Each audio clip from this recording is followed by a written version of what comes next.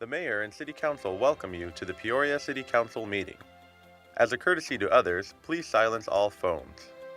If you would like to address an issue that is on the agenda, or if you would like to speak to the council regarding a non-agenda item, please complete a speaker request form, which can be found in the front lobby of the Peoria City Council chambers or in the tray to the left of the speaker's podium. Please place the completed speaker request form in the second tray to the left of the speaker's podium labeled Request to Speak. All speakers will have 3 minutes to complete their comments. A countdown clock is easily visible on the left side of the wall behind the City Council dais. Only items listed on the agenda may be addressed by the Council. Since items presented as part of a speaker's request have not been listed on the agenda, and due to the requirements of open meeting laws, the Council will be unable to respond to items presented as part of the speaker's request. However, please be aware that your comments will be noted. The speaker's name will be called to speak at the appropriate time in the order that the forms were received. Thank you for your interest and participation in the Peoria City Council meeting.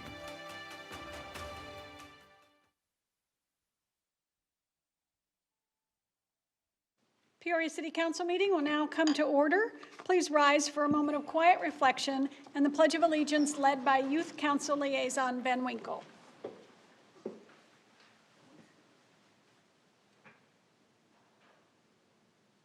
I pledge allegiance to the flag of the United States of America and to the republic for which it stands, one nation, under God, indivisible, with liberty and justice for all.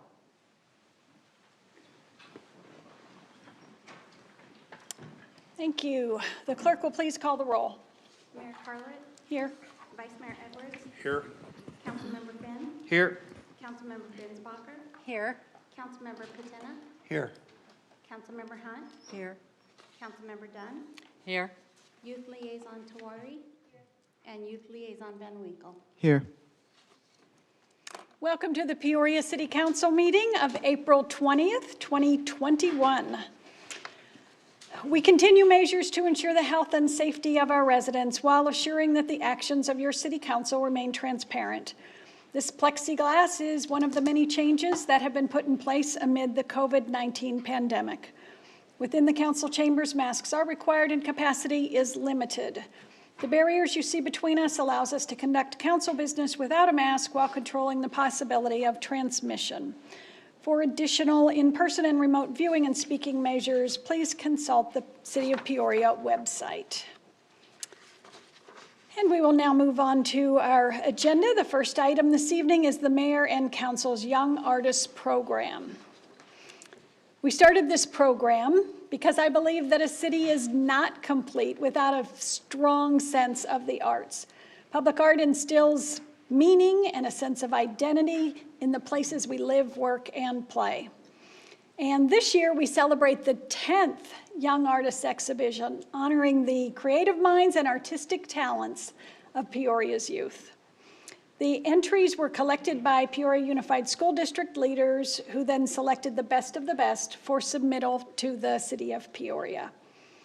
Their art has been proudly displayed in City Hall since March, and although we were not able to gather together to meet the students and families like we have done in the past, we are going to honor them tonight by displaying their art on the screen behind me. In addition to PUSD, the City of Peoria has a strong partnership with the West Valley Art Museum. Each year, they have the difficult task of selecting just one piece of art for their special award, which they will be displaying in the art gallery, which is located on the first floor of City Hall. To the students, their families, and their teachers, thank you for your outstanding work and for allowing the City of Peoria to experience your wonderful creations. Now, I would like to invite Peoria's Arts and Events Manager, Mary Lou Stevens, to the podium to begin the presentation. Thank you, Mayor Carlett. Thank you, Council. I am honored to be here this evening to pay tribute to our wonderful young artists and the Mayor and Council Young Artists Program. I would like to take this opportunity now to welcome Mr. Robert Panzer, the Director of Arts Education with Peoria Unified School District, to the podium to present the artists and their beautiful artwork. Mr. Panzer?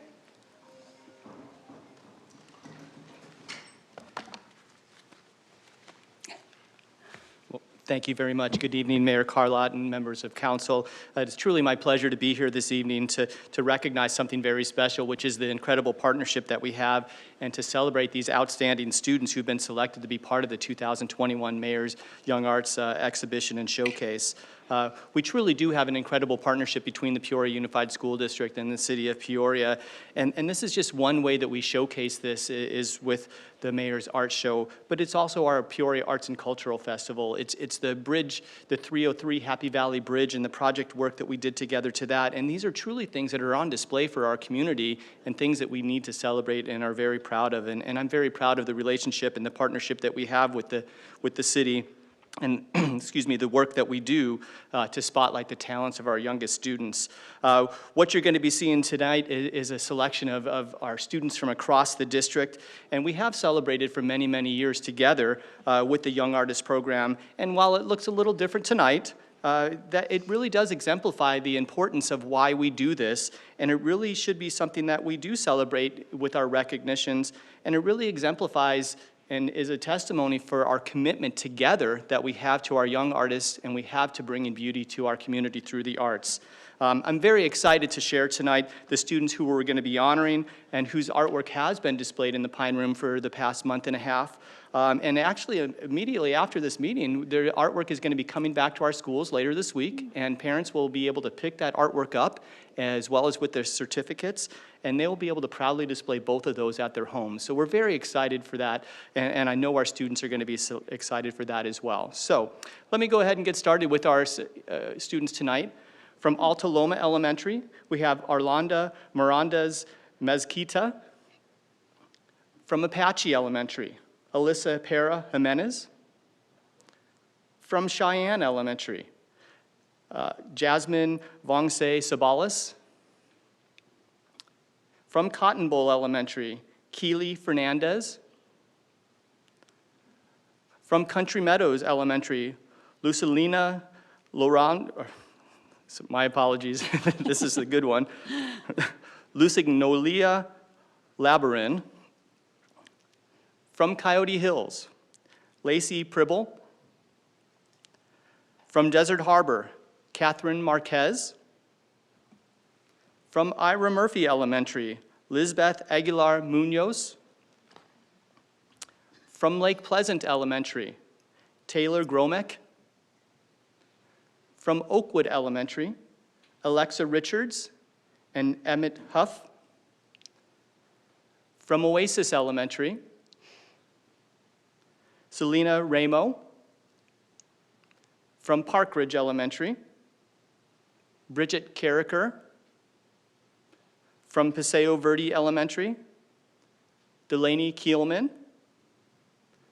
From Peoria Elementary, Jocelyn Esquivel Aranda. From Peoria Traditional, Rachel Tomko. From Santa Fe Elementary, Eviana Hernandez. From Sun Valley, Nathan Ray Darris. From Sundance Elementary, Laura Enriquez Garcia. From Sunset Heights Elementary, Ava Chanman and Madison Burgess.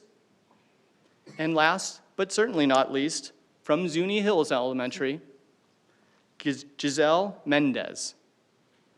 We are certainly proud of all of the work that our educators do to bring our students to such a level, to bring the creativity, to show the expression, and to show the incredible critical thinking and problem solving that is fostered in our arts classrooms across Peoria Unified. We are very proud of our programming, and like I said earlier, very proud of the programming that we have and the partnership that we have together with the city of Peoria to bring this artwork to our community and to spotlight the incredible artistic talents of our young people across the city of Peoria. I certainly thank the mayor and council for their continued support. I look forward to our future support and also to our future endeavors together, be it with the return of the Arts and Cultural Festival or our next project that we have together to bring beauty into our community through the arts. And I can't thank you enough for the incredible participation, the incredible partnership, and the incredible work that we do together. I certainly am going to also turn it back over to Mrs. Stevens to talk about the West Valley Arts Council, as well as a very special recognition for one of our students as well. But I thank you for your time tonight, and I thank you for the partnership and the work that we do together for our students. Thank you. Thank you, Mr. Panzer, and thank you for our partnership. We truly appreciate it and hope that next year we can all gather together. I just love looking at this artwork with the kids who created it and their parents, and they're all, you know, so prideful and so happy and so proud that it was hanging in City Hall for such a long time, and it really makes a big difference getting to meet them and see them and congratulate them. So next year. Thank you. Thank you. Thank you, Mayor, and thank you, Mr. Panzer. I now have the great honor of presenting a special award on behalf of the West Valley Art Museum. West Valley Art Museum is now in its 40th year of operation, and the city is pleased to be affiliated with the museum for more than a decade. The art gallery is located on the first floor of Peoria City Hall and regularly showcases local, regional, and nationally recognized artists in changing exhibits. The selected artist will have their work presented at the gallery in City Hall during the very popular Celebration of Artists exhibit. I invite everyone watching from home to check out the amazing work in the annual Celebration of Artists, as I am sure you will be amazed at the incredible talent that is showcased. The exhibit runs through May 13th. I would like to thank Connie McMillan, Jackie Mitchell, and the West Valley Art Museum Board of Trustees for your dedication to the young artists in our community and for giving out this special award. And now, drum roll please, the honor goes to sixth grader from Country Meadows School, Lusignolia Labyrin. Congratulations. And here is her wonderful piece of art that was selected, and that will be hanging in the gallery at the West Valley Art Museum for the next month, along with the Celebration of Artists. I encourage you all to attend. Thank you very much. Love it. What a great honor. Thank you very much. I'm going to have to get over there and see it framed. I'm sure it'll be beautiful among all of those other pieces of work. Okay, we will now move on to our consent agenda. All items listed on the consent agenda are considered to be routine or have been previously reviewed by the City Council and will be enacted by one motion unless a council member requests an item to be removed or considered in the normal sequence of events. Council, is there any items to be removed from consent? Seeing none, do I have a motion? I have a motion and a second. Council, please vote. And the consent agenda passes unanimously. We'll now move on to the regular agenda and new business. Item 14R is intergovernmental agreement, West Valley Investigative Response Team. I'll turn it over to City Manager, Mr. Tyne, for a staff report. Great, thank you, Mayor and Council. And Deputy Police Chief Benny Pena will present a proposed intergovernmental agreement for your consideration between various West Valley cities in order to create and participate in a specialized regional investigative team. So I'll pass this over to Chief Pena. Thank you, Mr. Tyne. Thank you, Mayor. Thank you, Council, for allowing me to present what I consider to be a very important opportunity for us to improve our investigations and critical incidents throughout the West Valley, but especially creating partnerships here that's going to benefit our city as well. This response team is part of an ongoing discussion that started early on in 2019. Our four main discussion points were with creating this team specifically, or sharing training resources to develop a protocol to investigate critical incident investigations. And those are defined as officer-involved shootings or an in-custody death where a prisoner hasn't been taken into custody and for whatever reason, either through use of force or other means, has passed away in our custody, and we're responsible for investigating that. We are also working on creating a regional mobile field force, so very contemporary right now, and when you look throughout the country with demonstrations and riots and having a proper response with proper equipment and training. So that discussion has started, along with a real-time crime crime center. And that's leveraging our technology that we already currently have across the entire region and sharing resources, information on a real-time manner. And that's why it's called that. But literally, as a crime is occurring, trying to tap into all of the technology available, all traffic cameras, any other cameras available to us, and using monitoring of those of that technology to be able to respond in real time and direct officers to follow a suspect or conduct follow-up very contemporaneously to something happening. So where we stand right now with this IGA, we'll be able to investigate those critical incidents. We'll develop a team of special investigators that's going to split into 2 teams in the region and be able to respond. The advantage is we will not be responding to our own city. So we will not be investigating our own officers. A secondary team will come into Peoria and investigate our own officers. The advantage to that is because of our size and as much activity as we have, quite honestly, many of our officers wear 2 or 3 hats within our department. So if they're involved in an incident, we're now starting to have, we're trying to deconflict about who can investigate them. We have family members that are on teams together, and so we have to be very careful that we have complete transparency over these investigations so that we can cover both the officer-involved shootings and the in-custody deaths that might occur.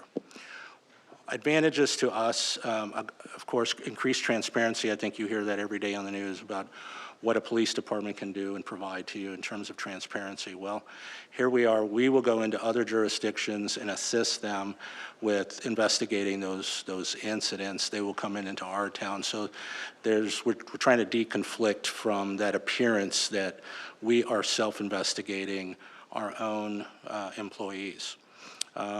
Also, the reduction of fatigue. When you look at some of these incidents, it takes a lot of resources just to secure the scene. Now to bring another team in to complete the investigation, stay on scene for numerous hours, many of the departments have to call in resources that aren't on duty to cover all of those positions to ensure the integrity of the investigation has been complete. So the goals that have been worked out, and this is a compilation of, start off with the chiefs having a discussion, giving clear direction to the second in commands, and now we're at the point now where the teams, we're going to be led by one of our lieutenants, Lieutenant Greg Larson, and a team member, a team leader actually from Glendale, one of their investigative lieutenants, are going to be the 2 main team members. They have developed the primary goals that we've all agreed on, and that's what essentially the IGA is going to be able to cover. We want to ensure the public trust by conducting professional and consistent multi-jurisdictional investigations, major incidents, primarily in officer-involved shootings. We want to maximize the availability of sharing the latest technological equipment and techniques. We want to consolidate and share the skills of the most experienced supervisors and investigators. And that's why we're one of the team members. We do have a very experienced crew, both at the detective level and our first-line supervisors, and especially our lieutenant. He's extremely experienced, and I consider him to be one of the best investigators I've ever worked with. We want to ensure the best training for all of the investigators. If you look at a team that has to be trained, if we do, and we have done this our own, the training is quite expensive. So to give you an example, to send 8 people to training is quite expensive for us. If we're committing 2 or 3 folks to this team, we've significantly reduced our costs, and then we can apportion those training dollars throughout our investigative team. So we're trying to be as efficient as we can with the budget that we have. We want to ensure that throughout these investigations are conducted in a timely manner. So, reviewing what we have to do under this protocol. And this protocol had been developed through collaboration and partnership with the county attorney, who ultimately has the reviewing jurisdiction over the shootings and any of these critical incidents. We are able to provide that investigation to them in a shorter amount of time because we're not taking away too many resources from our every day-to-day operation. We're able to spread that out with the assistance of this teamwork. And of course, it's providing that independent investigation to the county attorney. So we're one of the leads along with Glendale, but this involves the entire West Valley. The chiefs have committed to a unified leadership team, and through the pandemic, we've been meeting, online just like everybody else has, but the commitment has been there. We've been pushing forward for this for a better part of 2 years to work out this. In fact, you're going to see some benefits, I think, from this in the immediate future when our field force team, we'll probably come back to you very soon with another IGA, when our field force team trains together and we have a sufficient force to be able to defend critical infrastructure or respond to anybody that is gone from peaceful protest to a riot condition if something were to arise. As you look at things regionally, we need to be prepared. We want to use the best equipment. We've been, thank you very much for supporting us over the last couple of years. We've upgraded a lot of our equipment. Because of the cost of this, being able to spread it across the entire region really benefits everyone. Not every city has to go back and buy the same equipment. So we're making strategic purchases so that we can share and do a better job of balancing out everybody's budget. So with that, are there any questions? Well, thank you for that presentation. Council, do you have any questions or comments? This is so critical and very timely, obviously, and I'm glad that you've been talking about it, over the long period of time, over 2 years. Tell me what kind of training, not the investigative team, but the general police force, what kind of additional training has been received over this same period of time? Well, because of our goals, especially in the field force, that's one primary factor of training that we've already completed the entire patrol division and my division, the support division, in terms of field force. So we all have the basics. Very soon, within the next 3 weeks, we'll complete our specific team that's going to be part of the region.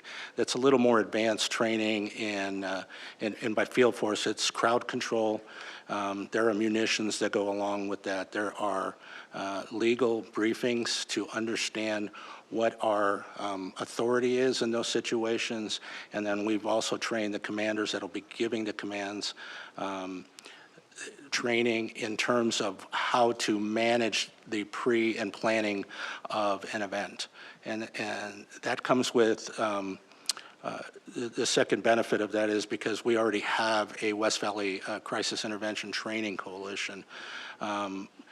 That has also been because of the fact that we have regionalized that training. We've been able to get more resources and apply as a region for grant opportunities. So our patrol division, mostly trained in CIT, we're hovering right around 35 to 40% of the actual first responders. The recommendation on a national level is that you have at least 20%. So we're far ahead of that game. We've also been able to train every first responder, and all sworn and non-sworn essentially, in mental health first aid as well. So our recognition of the people in crisis is at a higher level. So we're prepared for a public outcry if something were to go wrong, but more importantly, we're prepared for something not to go wrong. I love those words. Thank you. That is really great. Council, any discussion? Mr. Tyne, did you want to say something? Okay, I thought. All right, thank you. Benny, that was a really good presentation, and I completely appreciate the way that you are moving forward proactively. I know we haven't had any incidents in Peoria, and I hope that we never do. It's nice to be prepared, though. All right, council, do I have I'm sorry, are you telling me somebody has a question? Yes. Okay, Councilmember Dunn. So first of all, oh, sorry. Yeah, sorry, delayed reaction there.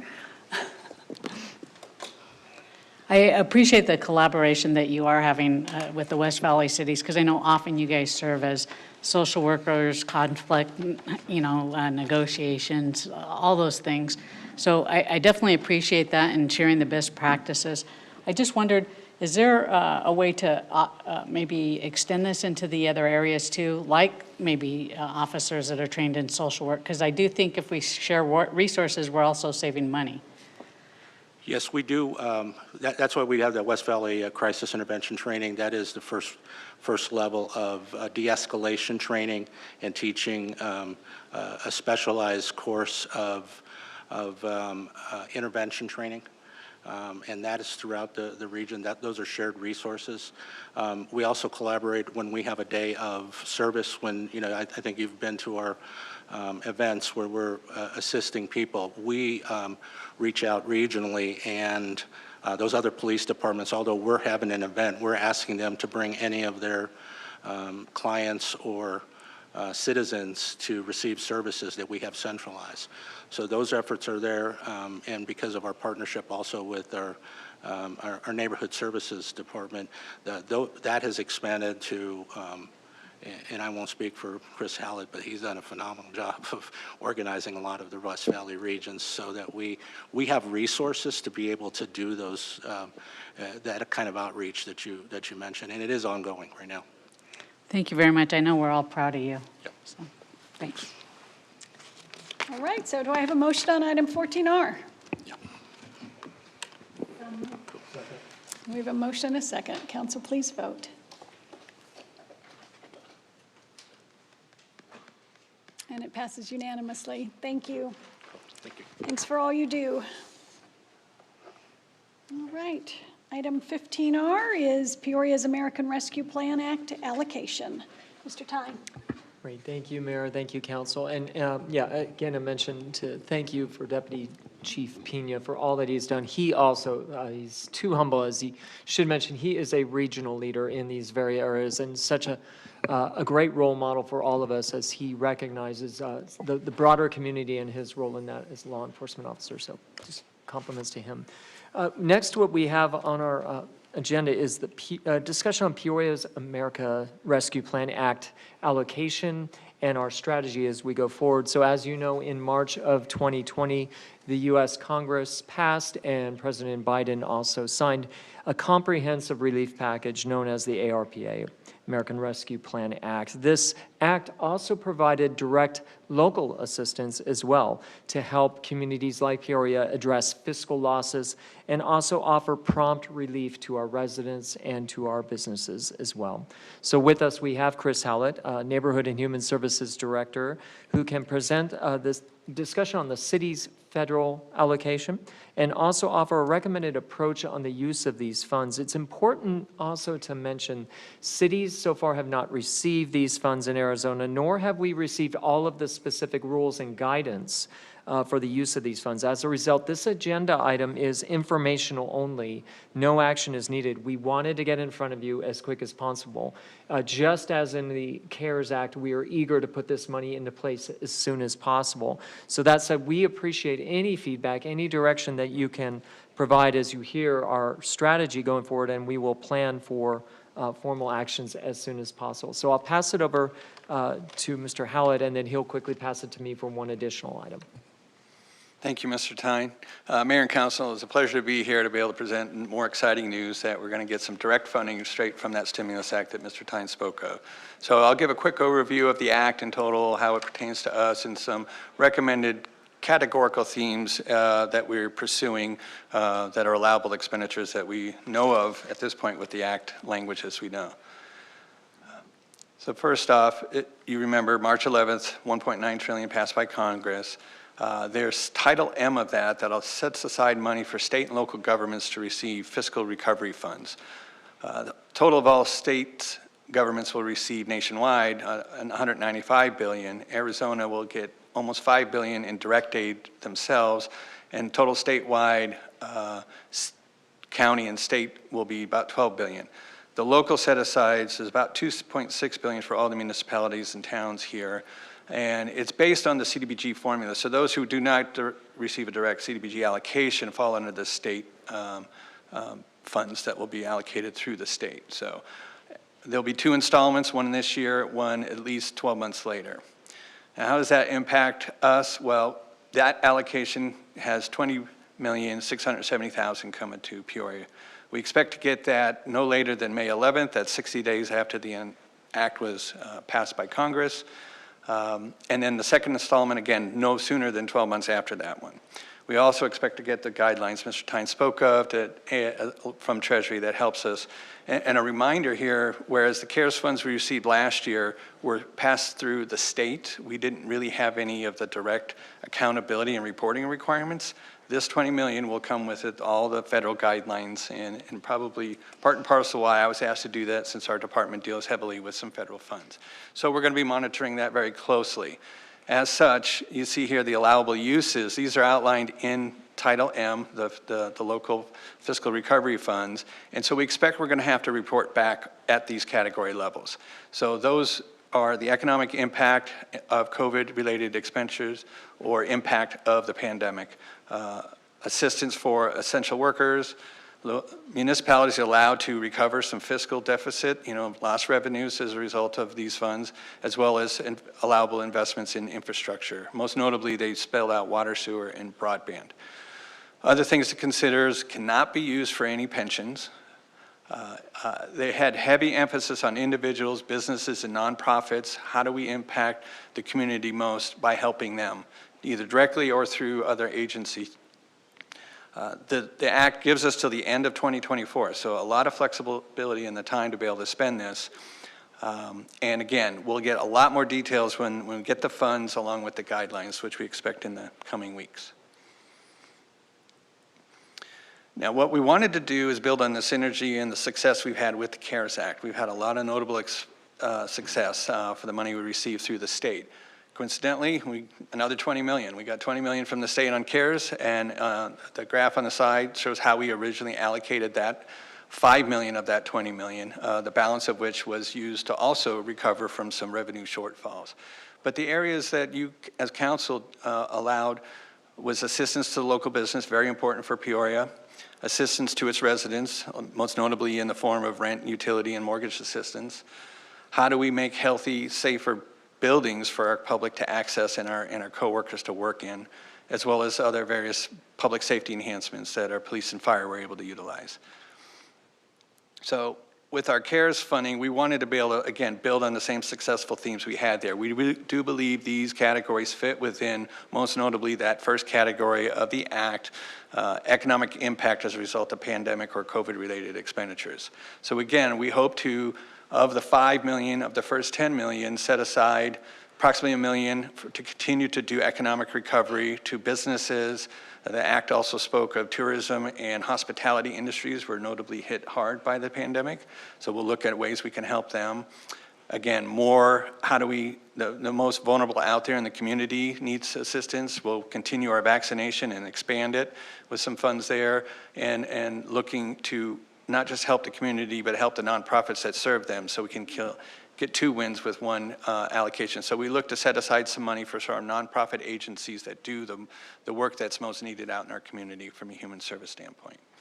Set aside some money for some continued cleaning and sanitizing and making our public spaces as safe as possible.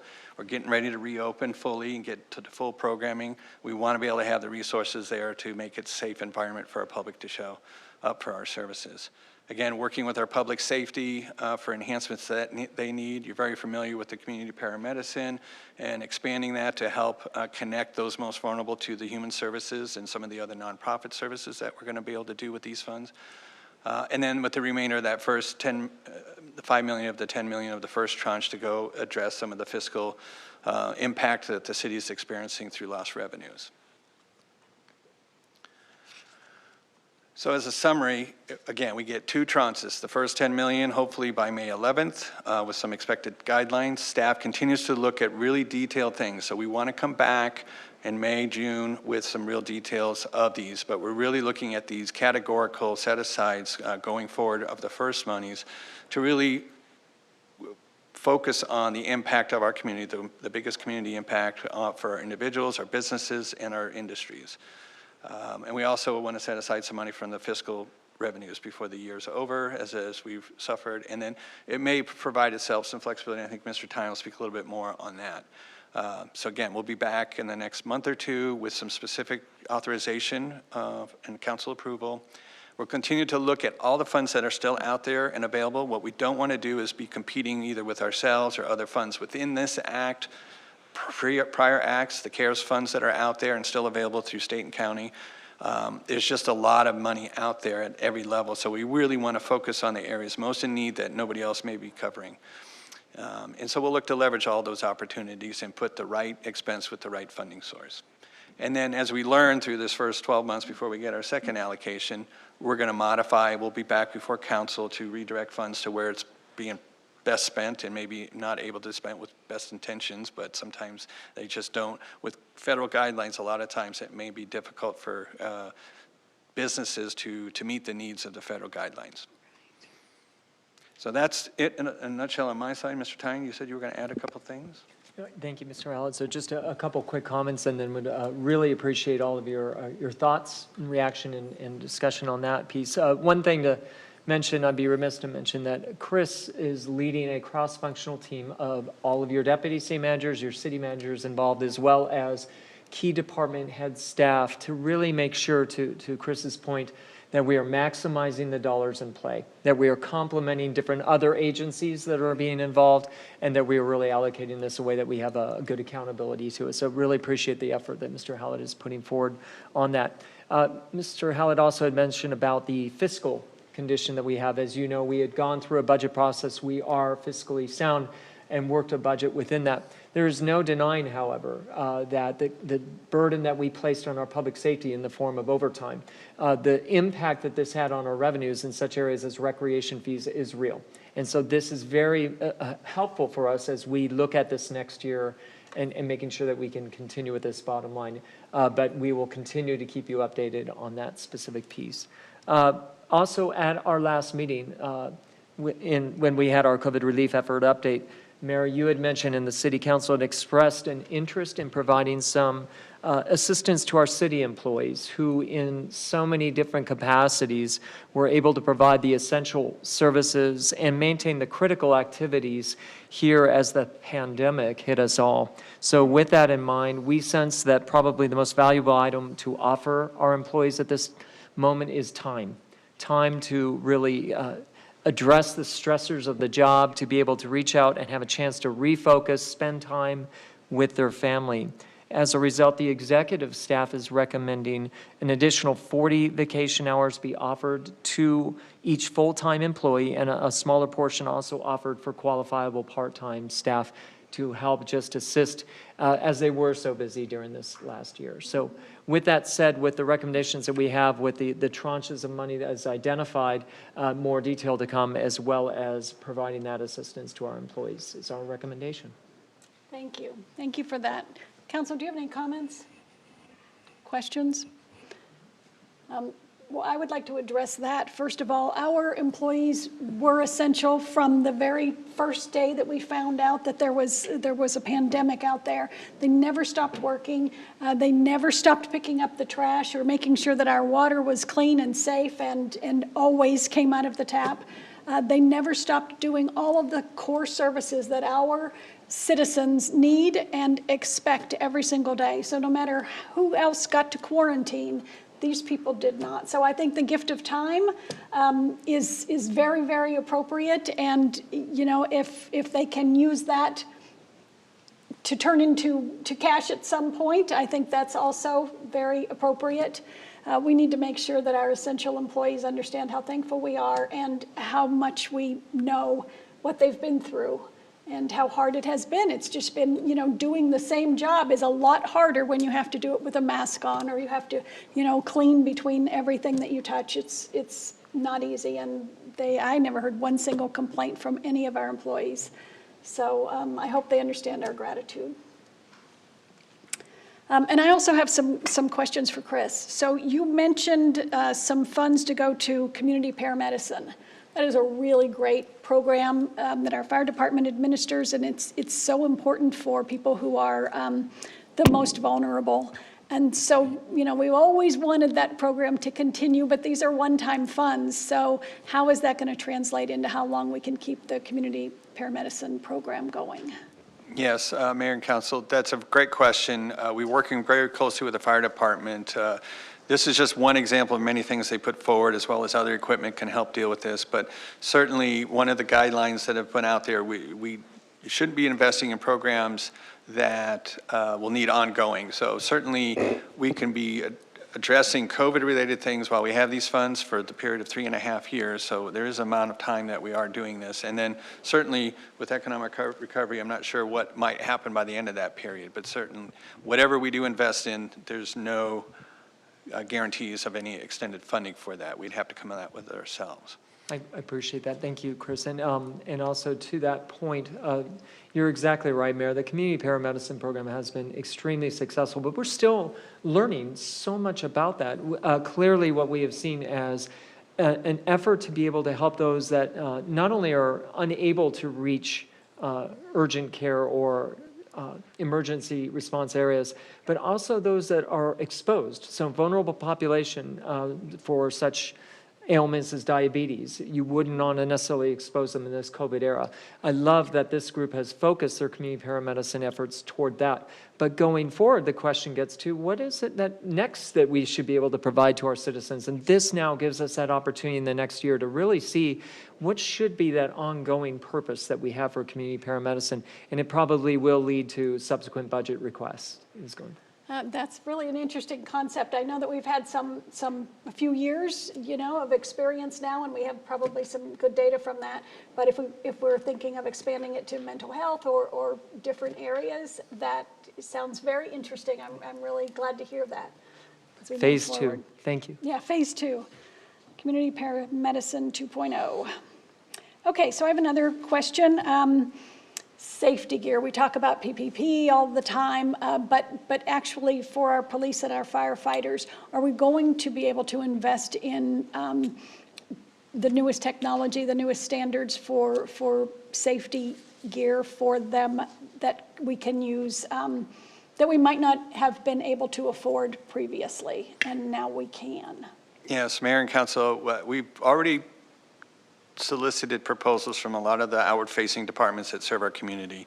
And I would have to say every one of them have put together some PPE and sanitation type expenditures that we anticipate are directly COVID-related that would be able to be either reimbursed, so we're looking at things that we might be able to go backwards if the Act allows it, versus investing in more.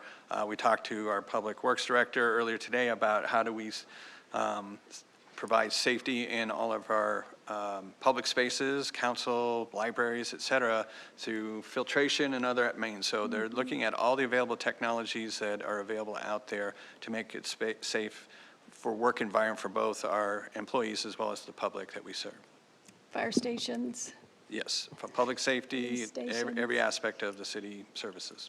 Good, good. We really need that. I mean, this is a perfect time for us to be able to make those improvements that we've been working towards incrementally, and now we might be able to take a big, giant step. Great, thank you for that direction. We will make sure to approach it from that perspective on it, especially within the new trends and new conditions that we see in such areas as fire and emergency medical, and new exposures that we have, and we've experienced that firsthand. And maybe this is an opportunity to really invest in to deal with those emerging technologies. So thank you. Okay, one more thing.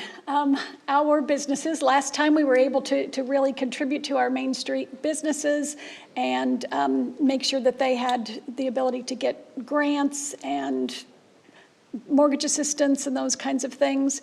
What are we doing now in particular to move these funds to our business community? Yes, Mayor and Council, again, we have very little guidance at this point other than we are able to assist. Again, this is to help businesses and residents recover from the economic impacts of this pandemic. So we believe there'll be a lot of flexibility in that. We won't know exactly. We anticipate mirroring a lot of what we've already did through some small business assistance loans. There's other parts of this act that go directly to small business assistance. There was intention to do that on those who missed out on the first or second stimulus funds that were out there. So again, the devil will be in the details when we get the guidelines, but certainly it's a major focus and priority for these funds as we set aside that category by itself. And they did note tourism and hospitality as an industry under these recovery funds. So we're really anxious to see the guidelines and see how we can best assist. One thing I failed to note is we're going to be spending some time engaging with our business community, our nonprofit community, and our residential community on how we could best serve them, especially once we know what the funds can expressly be used for. Well, that's going to be beneficial. We'll just ask them. Yes. Amazing, huh? That's great. And I understand that they have centered these funds mainly on small businesses of 20 employees or less. So that is really our most local businesses. Correct. So I'm glad to hear that, because last time they were getting passed over a bit. So good, more to come on that. Yes. Council, any other questions? No? Okay, well, this item is not for action this evening, and is just for discussion. And so we thank you very much. Thanks for all you're doing.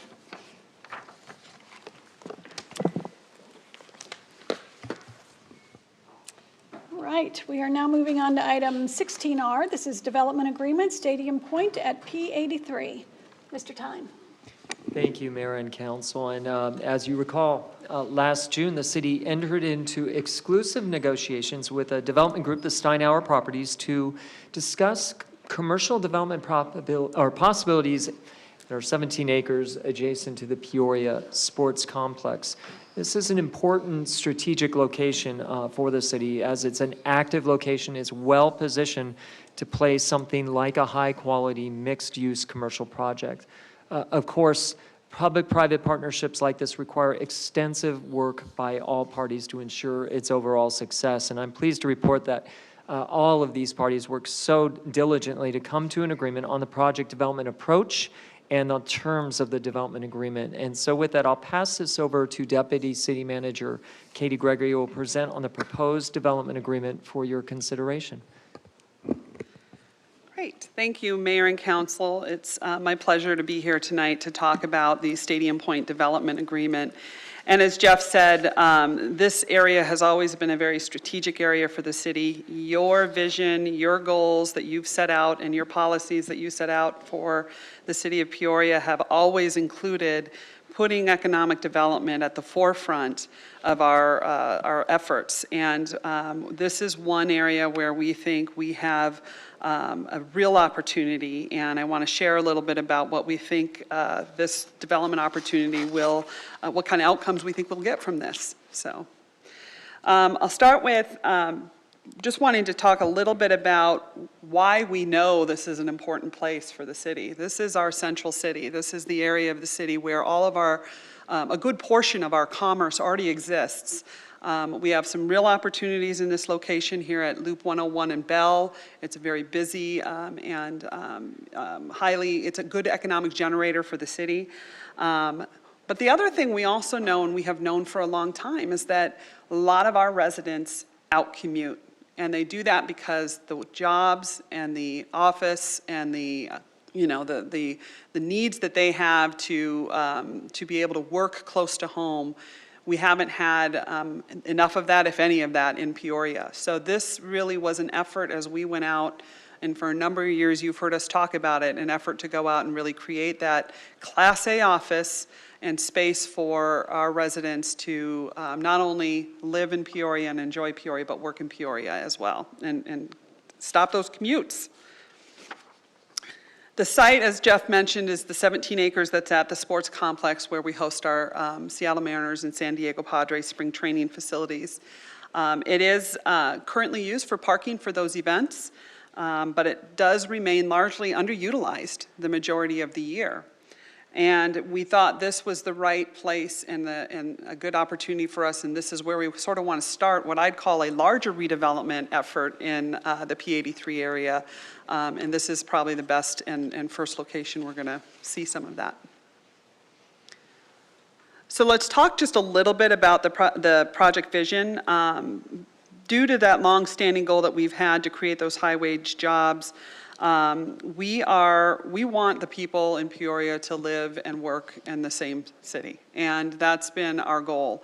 So really for this, we want to create a vertical mixed-use project. This was part of our effort, was to create a vertical mixed-use project that exceeded the offerings that we have in other parts of the Phoenix metro area. So we really want this to stand out as a destination, particularly a West Valley destination, particularly a Peoria destination, and create that space that gives high-wage job opportunities to our citizens and others, and create that live, work, play experience. So it's even more than just an office project. I don't want to say it's just an office project. It is way more than that, and you'll see from some of the renderings and what we've shared with you in the past. It will be a lifestyle center. It will be something that really creates opportunities for people to really engage, stay, and enjoy the amenities and the activities that we have there. From a project overview, just want to give a general sense of what this is. This is about a $500 million project when it's completed. It's the minimum development requirements, which again, this is just the minimum, and what we're requiring is 2 Class A office spaces, 400,000 square feet as a minimum, full-service hotel, multifamily residential, at least 200, and 200 units, and signature retail dining and entertainment.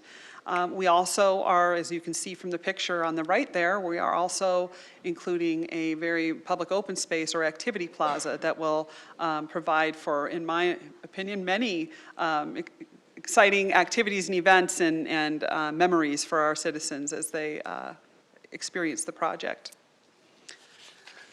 The project phasing, as it's set out in the agreement, is that it will be a phased build-out of the site. As you can see here, phase 1 includes the 2 multifamily pads and the south office tower with the parking garage. And then phase 2 and 3 are the office tower and the hotel, and they may flip potentially, depending on what the markets and market conditions allow, and they may accelerate. So those are things that we're hoping for. Both those, whatever happens, we'd like to see it happen sooner rather than later. But this is the phasing plan that we have kind of laid out for the project, and it will be it will be up to a 12-year development. Oops, excuse me, I went the wrong way here. They have up to 12 years to develop the full phase, or the full phases. So I want to talk a little bit about the development agreement terms. We've had a chance to confer with council a couple of times to share kind of some of the major elements, but I'm going to go through some of the key terms that are in the agreement. The key things that council and our listening public should be aware of is that the city is planning to fund, and the developer will build the public infrastructure improvements. This includes 83rd Avenue improvements, Stadium and Mariner Way improvements, and utility relocations that need to be done. We'll also relocate a raw water well that is located on the site, so we'll be replacing that raw water well site, and we will be funding the development fees for this project. So that's really kind of the key items in terms of what the city will be participating in. We'll also be utilizing a government lease property excise tax statute as contemplated in this agreement. And then additionally with that, and that will go towards the public infrastructure and public plaza that we are anticipating for this project. The developer will be able to acquire the land for the building sites, and then the city will either be paid the appraised value or offset the value for public infrastructure, things that I just mentioned, like 83rd Avenue, things like that. So developer has options to buy that land, and to buy that land based on performance. So all of these have performance requirements associated with them as well. The developer, we will enter into a license agreement with the developer for the operation and maintenance of the project roadways in the public project, public plaza. But the city and the developer will be responsible for all the operations and maintenance of those facilities.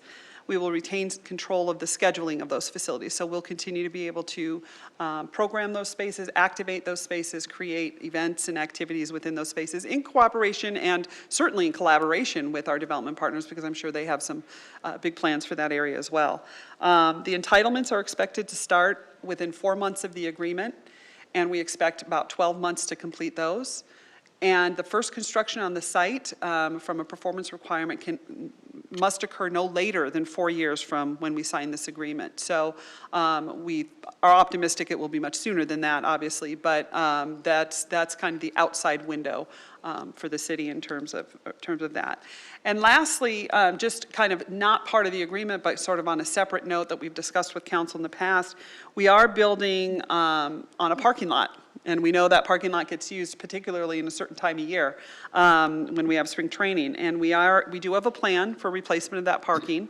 And we have been working with our team partners on that. And we do expect that we'll be able to bring forward to council that plan and at a later time once we've completed all of those discussions.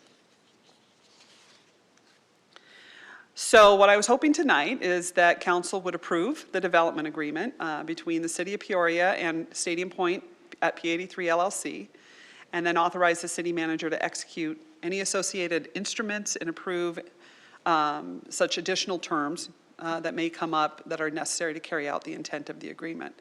So we'll be asking council to do that. I do have Mr. Greg Steinhauer here, and I think he may want to say a few words and or answer some questions that you may have as well. So I will ask him to come on up and join me.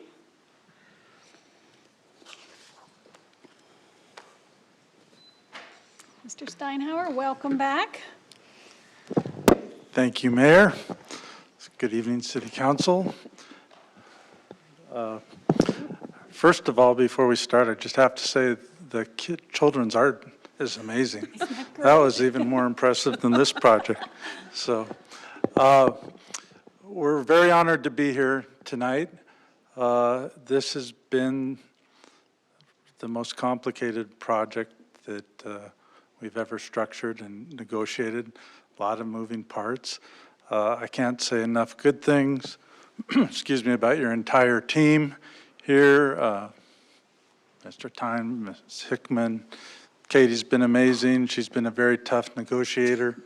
And the rest of your staff, Paul Blue, that's helped on the consulting, your economic development team, Rick and Jen, planning department. Everybody's been great. Mayor, thank you for all your support, and Councilman Patina as well has offered some great insight. Like Katie said, this is our goal when we started this and where we're headed is not to just make it a great project. It's going to be the best project in the valley when it's all built out. We've built our reputation on creating a lot of value where people didn't see it before. And mark my words, it's not obvious today, but when the project is fully built out, people will go, well, this is just so obvious.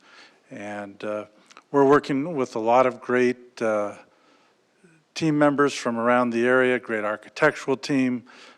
We're working on with other consultants for programming in the stadium area to keep that activated along with your team. And because the council is willing to invest in the infrastructure, as you know, construction's very expensive, and that allows us the freedom to make the project that much better. So it truly is a partnership.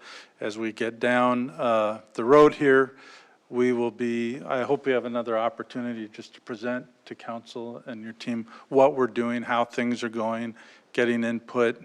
And if you have any ideas that are really important to you, things you would like to see in terms of retail, please reach out either to myself or Katie, and she can pass them along. We're going to reach out to the community as well because their input is just as important.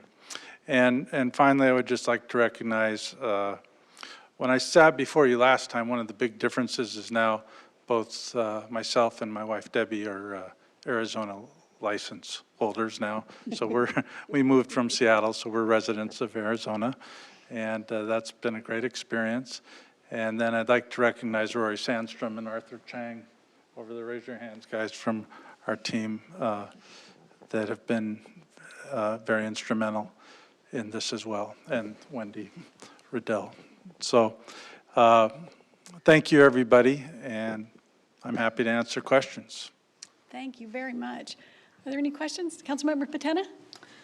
Thank you, Mayor. Mr. Steinhauer, thank you very much for being here. I enjoyed our conversation that we had. I asked you a question in our meeting, and I'll ask it so that you might be able to respond to our viewing audience. Why Peoria for this type of construction? And are we, as Peorians, ready to handle a project this big? And my answer at the time, if I remember correctly, was now is the time. As Katie showed in the graphics, this is a tremendous location. When I met Jen Stein 2 years ago at the Seattle Mariners game, and Mayor, I knew nothing about Peoria. Then we started digging into the demographics and came down here, and that site is just totally set up for success. And of course, in the last year, well before that, but I mean, Phoenix is exploding. This is the fastest growing market in the country. There's, as you all know, there's over $30 billion of chip plants being built here. And this is a community that doesn't have any Class A office space. And we're very confident with our brokerage team, both here in Phoenix, the CBRE team, Ashley Brooks, and our CBRE team out of Seattle, where we have a lot of tech connections, that we're going to create a great opportunity for everybody. And given the location, the great housing that's here, the great city, the well-run city that is kept up, it's perfect. It's perfect. And so we're excited to compete for the business with other jurisdictions. Thank you. Anyone else? No? Is that a yes or a no? No. Nothing. Thank you. Well, I have a yes from here. I just really appreciate that you share the vision that we have for our residents. Our residents want to be able to work close to home, live and play, all three of those things. And you've got all three of those things encapsulated in this 17 acres right here. And I completely appreciate that you see the jewel that is the city of Peoria, and that you understand the market voids that we have, that, I mean, we're just exploding to have those needs met in our city. And I'm so pleased that you see it. I'm not surprised, though. I mean, as humble, for people at home, as humble as he looks and seems and sounds, he has developed some tremendous creations around the country, in Seattle and in Los Angeles, and places that are very successful, very large developments. And so this is not new to Mr. Steinhauer, but again, I just appreciate that you share our vision and the result that is going to be a benefit to the citizens of the city of Peoria, because that's what we're all about here. That's the reason we want to do this, and the end result has got to be a benefit for them, and I can see that this is going to be that. So thank you, and I thank you for bringing your team, and especially your wife, who I've only gotten to meet one other time, but thoroughly enjoy. And I know that, if you are with somebody like that, you got to be a good guy, right? For sure. So I appreciate all that you've done, and I know it's been a lot of negotiation, and I know it's gone on for quite a long, long time. I appreciate your diligence, sticking with it, and being true to your original rendition that you have showed us a long, long time ago. And now we're looking at the same picture again, and I hope we'll be looking at that picture in reality as it comes up out of the ground sooner than 4 years, certainly. Absolutely. We start work tomorrow. There we go. That's perfect. Well, thank you again. Thank you. And I think we should vote on this. Council, any questions or discussion? All right, seeing none, do I have a motion? And a motion and a second. Please vote. And it passes unanimously. Thank Great. you very Thank you. much. Let's get to work. Let's get to work.